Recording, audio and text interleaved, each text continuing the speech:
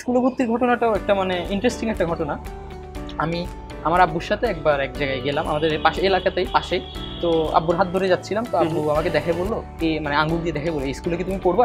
এটা একটু মানে কিছুটা যে আমি কষ্ট করেও সেই অনুযায়ী আশানুরূপ ফল পাই নাই, এটা একটু কিছুটা আমার মানে মনের মধ্যে একটা খারাপ লাগা রয়ে গিয়েছিল। খেলাধুলা পর্যন্ত একদম বন্ধ হয়ে গিয়েছিল। আচ্ছা, যে খেলাধুলা আর যেই খেলাধুলার জন্য আমার পড়ালেখাও করতাম না। হ্যাঁ, আচ্ছা শাওন, একাডেমিক কামব্যাক তো আমরা সবাই করতে চাই। জি, কিন্তু এই যে তোমার একাডেমিক কামব্যাকের যে পিছনের গল্প, কি কি তুমি স্ট্র্যাটেজি ফলো করছো, কিভাবে পড়াশোনা করছো, এই যে স্বপ্ন পূরণ, এই যে তোমার যে ক্যাম্পাসে পাওয়া, হ্যাঁ, এটা এখন কেমন লাগে? এই যে ক্যাম্পাসে, তোমার ক্যাম্পাসে আমরা ঘুরতেছি, হ্যাঁ, এখানে কি ঘোরা হয়, আড্ডা দেওয়া হয়? টিকবি অ্যাডমিশন দে, ভালো একটা ইউনিভার্সিটি টিকবি, তারপরে ইউনিভার্সিটি শুধু চিল আর চিল। আচ্ছা, পড়ালেখা করা লাগে।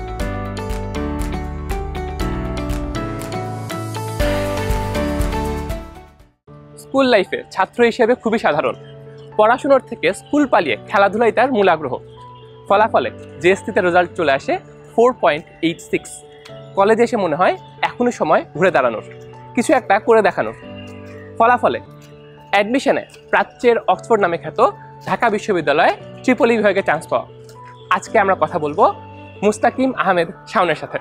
আসসালামু আলাইকুম। ওয়ালাইকুম আসসালাম, কেমন আছেন শাওন? জি ভাই, আলহামদুলিল্লাহ, ভালো আছেন? এই তো আছি আলহামদুলিল্লাহ। কেমন চলছে তোমার ক্যাম্পাস লাইফ? জি ভাইয়া, আলহামদুলিল্লাহ ভালোই। মুস্তাকিম আহমেদ শাওন, ডাকনাম কি? জি ভাইয়া, আমার ডাকনাম হলো শাওন, মানে বন্ধু বান্ধব ফ্যামিলি সবাই শাওন নামেই চিনে। আচ্ছা, তোমার একটু ছোটবেলা নিয়ে বলো, যে তোমার হচ্ছে বাসায় কে কে ছিল, তারপরে হচ্ছে তোমার কে কি করতো, তুমি কি করতা, ছোটবেলা একটু গল্প শুনি। একেবারে ছোটবেলায় বললে, আমি তো আমার মানে পরিবারের সবচেয়ে বড় ছেলে, আমার প্রথম ছেলে। তো আমি যখন একেবারে ছোট, তখন মানে আমার আর আমার মানে আমরা 3 ভাই, কিন্তু আমার মেজো ভাইয়ের মোটামুটি একটা ভালোই গ্যাপ আছে এই যে। আচ্ছা, তো আমি ছোটবেলায় মোটামুটি একাই বড় হয়েছি, তবে আমরা যেখানে থাকতাম আমাদের বিল্ডিংয়ে আপনার আরও আমার সমবয়সী অনেকে ছিল। আচ্ছা, তো ওদের সাথে মোটামুটি একটা মানে ভালো সম্পর্ক, ওর সাথে খেলাধুলা সারাদিন মানে ওখানে। তো এরকম করে ছোট থেকে বড় হয়েছি, মোটামুটি 4-4.5 বছর পর্যন্ত মানে এরকমই ছিল।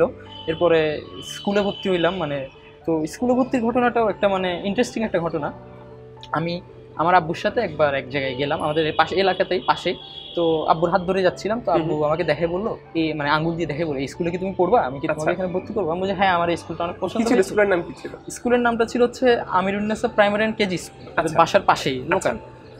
তো আমার আব্বুকে দেখাই বললো যে হ্যাঁ, আমি এখানে পড়বো, আমাকে এখানে পড়াইতে হবে, মানে আমি এখানে পড়তে চাই। তো আমার আব্বু বললো আচ্ছা ঠিক আছে, আমি ফর্ম নিব তোমার মানে পড়বো। তো এরকম ওখানে আবার ভর্তি পরীক্ষা দিয়ে চান্স পাওয়া লাগতো। আমরা এখানে ফর্ম নিলাম, আমরা পরীক্ষা দিলাম। আমি ওখানে আপনার আমার একটা ইন্টারেস্টিং ঘটনা হয়েছিল যে ওখানে 60 জন মতো স্টুডেন্ট রিক্রুট করতো।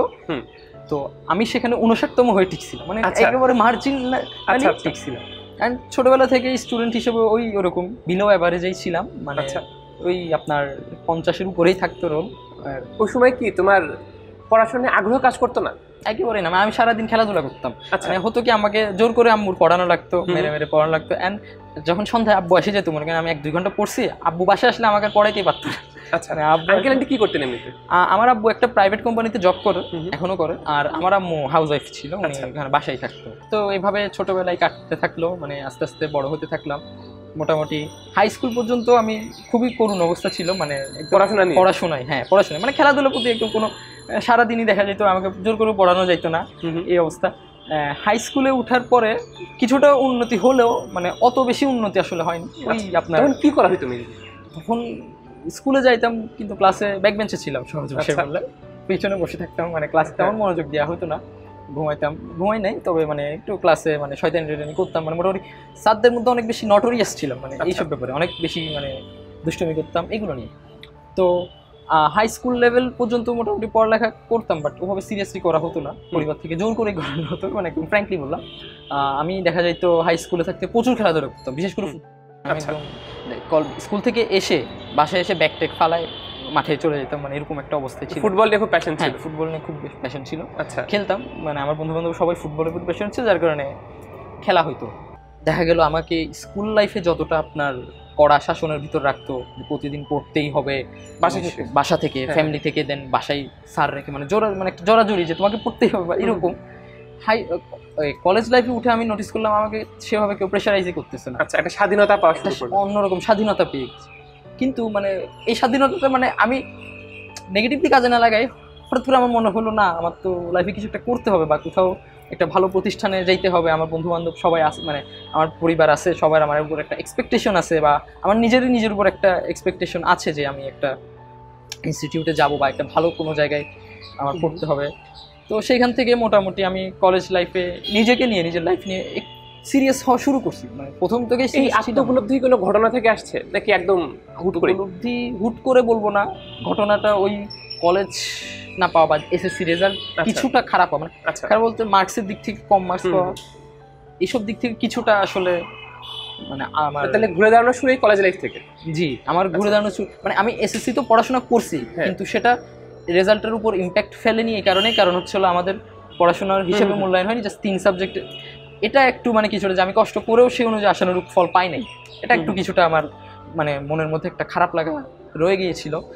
এরপরে আপনার যখন কলেজ লাইফে উঠলাম, কলেজ লাইফে আমি মানে মোটামুটি নিজেকে একটা ডিটারমাইন্ড ছিলাম যে না আমি কিছু একটা ভালো কিছু করব, আমার আব্বু আম্মুর একটা এক্সপেকটেশন আছে আমার থেকে। তো এইসব থেকেই মোটামুটি আস্তে আস্তে পড়ালেখাগুলোতে সিরিয়াস হওয়া শুরু করলাম, নিয়মিত কলেজ যাওয়া শুরু করলাম। মানে স্কুল লাইফে তো প্রচুর মানে কলেজটা, দেন আপনার পড়ালেখা নিয়ে এতই সিরিয়াস হয়ে গেলাম যে মাঝখানে আপনার খেলাধুলা পর্যন্ত একদম বন্ধ হয়ে গিয়েছিল। আচ্ছা, যেই খেলাধুলার জন্য আমার পড়ালেখাও করতাম না, সেই খেলাধুলাকে আমি মানে একরকম বন্ধই করে দিয়েছিলাম। আমি পুরো আমার এই কলেজ লাইফ শুরু থেকে অ্যাডমিশন টেস্ট শেষ পর্যন্ত আমি মনে হয় 3 থেকে 4 বার শুধু খেলতে গিয়েছি। আচ্ছা, অ্যাডমিশনের পরে যেটা আগে প্রতি সপ্তাহে, যেখানে আগে প্রতি সপ্তাহে 2 থেকে 3 দিন হইতো, আচ্ছা সেখানে এই পিরিয়ডে মনে এই 2.5 বছরে মনে হয় আমি শুধু 3 থেকে 4 বারই মানে মোটামুটি একটা পড়ালেখা নিয়ে সিরিয়াসনেস চলে আসছিল।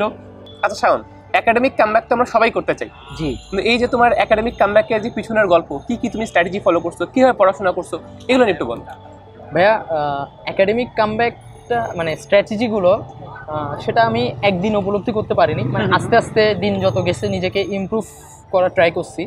তবে একটা স্পেসিফিক ঘটনা আমি মানে শেয়ার করতে চাই, আমার কলেজ লাইফে একটা এক্সামের ঘটনা। আমার নেক্সট দিন একটা ক্লাস টেস্ট ছিল কলেজ লাইফে, হায়ার ম্যাথ এক্সাম। আচ্ছা, অধ্যায় 2টা ছিল সরল রেখার ম্যাট্রিক্স। আচ্ছা, তো আমি মোটামুটি সন্ধ্যা থেকে রাত পর্যন্ত ম্যাট্রিক্স সব ম্যাথ পড়ে ফেলছি, মানে অনেক বেশি ম্যাথ পড়ছি। এখন রাতে যখন আমি সরল রেখা চ্যাপ্টারটা নিয়ে বসছি, এখন দেখি এই চ্যাপ্টারে সব ম্যাথ এক রাতে করা পসিবল না। এখন আমি মানে কোনোভাবেই বুঝতেছি না যে আমি কিভাবে কি করব, কারণ আমার তো প্রতিটা টাইপেরই ম্যাথ মোটামুটি ইম্পর্টেন্ট। আবার সূত্রগুলো একটু দেখতে হবে যে কিভাবে মানে কোথায় কোন সূত্র ইউজ করবো, একটা মোটামুটি একটা ধারণা থাকা লাগে। তো এখন আমি ওই রাতে পুরোপুরি একদম হতাশ হয়ে গেছি, কিভাবে কি করব, মানে এত পড়া। কারণ এসএসসি লাইফ পর্যন্ত আমাদের ছিল কি, মনে করেন পরীক্ষার আগে রাতে চাইলে মনে করেন কালকে ফিজিক্স পরীক্ষা, পুরো ফিজিক্স বইটাই একবার রিডিং করে দেওয়া যায়, বা মানে যে কোনো একটা সাবজেক্টে করা যেত। কিন্তু ইন্টার লাইফে আপনার এত এত এত রাইটারের বই কিংবা এতগুলো আপনার একটা চ্যাপ্টারই শেষ করতে, একটা চ্যাপ্টারের ভলিউম অনেক বড়, অনেক পড়াশোনা, মানে এইভাবে হয় না আসলে ইন্টার লাইফে।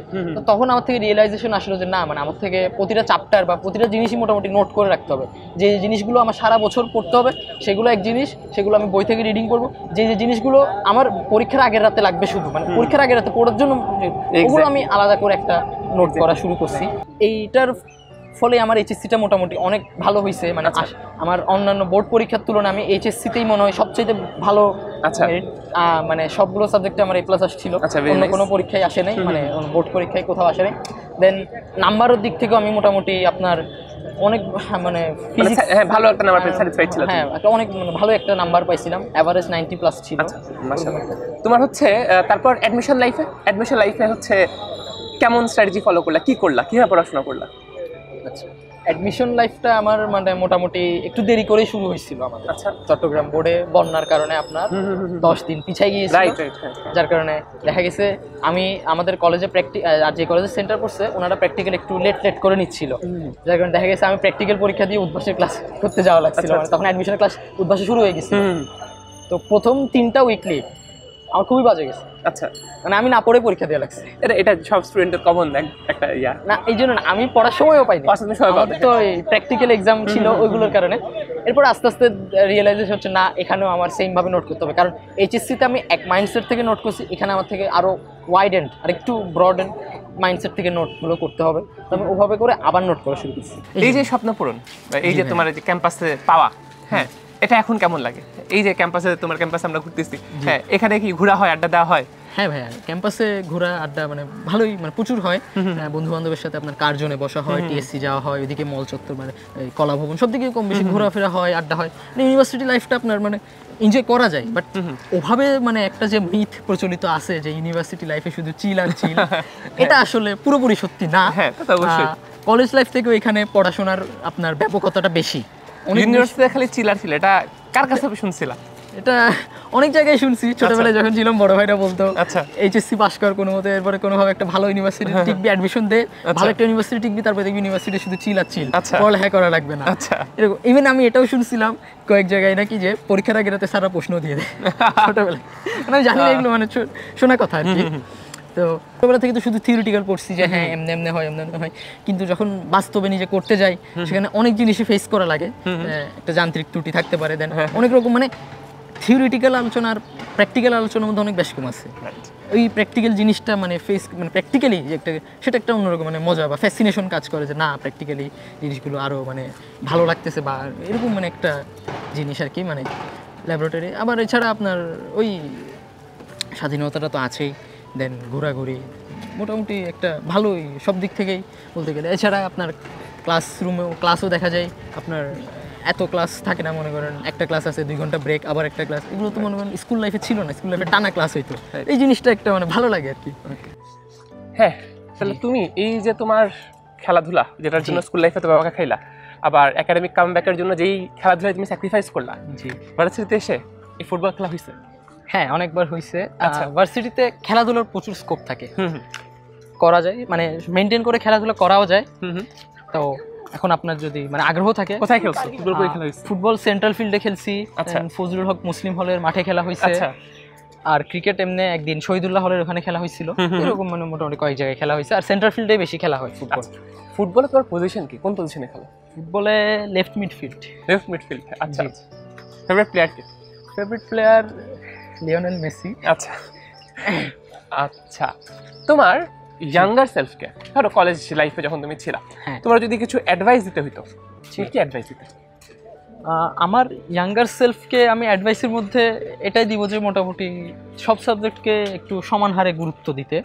মানে আমার হয়েছিল কি, আমি ফিজিক্সটা একটু বেশি পড়তাম, অনেক বেশি প্রিসাইজ, অনেক বেশি পড়াশোনা করতাম, অনেক হায়ার বইও পড়া হয়ে যেত। আচ্ছা কিন্তু আমি হায়ার ম্যাথে পড়তাম, বাট আমি প্র্যাকটিসটা কম করতাম, যার কারণে আমার মনে হয়েছে যে আমি যদি তিনটাতে ইকুয়ালি টাইম দিতাম আর একটু ভালো হইতো, বা আরেকটু, কারণ অ্যাডমিশনে মোটামুটি সবগুলোই তো ইকুয়াল অ্যামাউন্টেরই প্রশ্ন হয় বা কোয়ালিটি থাকে। তো এটা আমার মানে নিজেকে মনে হয় মাঝে মধ্যে যে আমি যদি হায়ার ম্যাথটা আরেকটু বেশি প্র্যাকটিস করতাম হয়তো বা আমার আরেকটু ভালো হইতো। রাইট, মানে সবগুলোতে সমান গুরুত্ব দেওয়া। সমান গুরুত্ব দেওয়া, মানে আমি একটাতে এত বেশি গুরুত্ব দিয়ে দিছি আর একটার পেছনে সময় আমার কম পড়ে গেছে। আচ্ছা এরকম আর কি। না এটা খুবই ইম্পর্টেন্ট, বিকজ দেখা যায় যে তোমার যেহেতু আলটিমেটলি রেজাল্ট সবগুলো সাবজেক্ট মিলেই কোনো একটার প্রতি যদি আমাদের অনেক প্যাশনও থাকে, অনেক অবসেশনও থাকে, স্টিল আমাদের উচিত বাকিগুলোতে যেন কোনো ল্যাকিংস না থাকে, এটা হচ্ছে আমাদেরকে ইনশিওর করা। জি এটাই। তাইলে শাওন, জি ওকে অনেক অনেক ধন্যবাদ আমাদেরকে হচ্ছে এত সুন্দর একটা সময় দেওয়ার জন্য।